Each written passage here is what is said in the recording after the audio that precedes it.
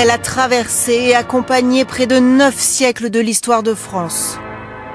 Un héritage de la foi du Moyen-Âge. Sa construction prit près de 200 ans. Une construction qui n'était pas encore terminée, que déjà Saint Louis y apportait la couronne d'épines du Christ, une couronne qui a pu être sauvée. C'est là que le futur roi Henri IV se maria, 6 jours avant le massacre de la Saint-Barthélemy. Là encore, que Louis XIV épousa l'infante Marie-Thérèse devant de longues processions du peuple de Paris. À la Révolution, Notre-Dame faillit être démolie.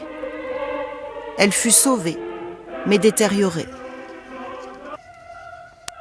Il fallut 6 millions de francs d'alors pour la rendre digne du sacre de Napoléon.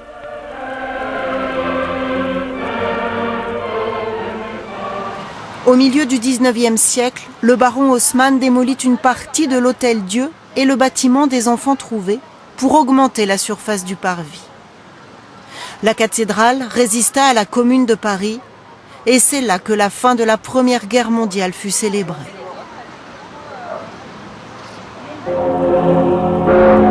Ainsi, au cours des siècles, le bourdon de Notre-Dame n'aura pas cessé de rythmer les heures graves ou joyeuses de l'histoire de France.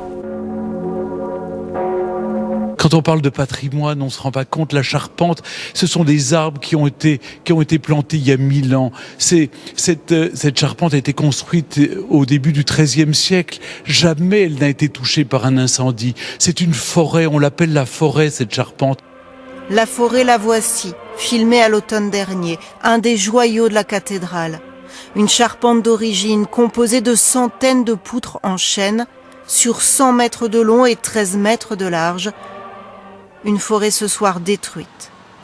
Une page d'histoire est partie en fumée.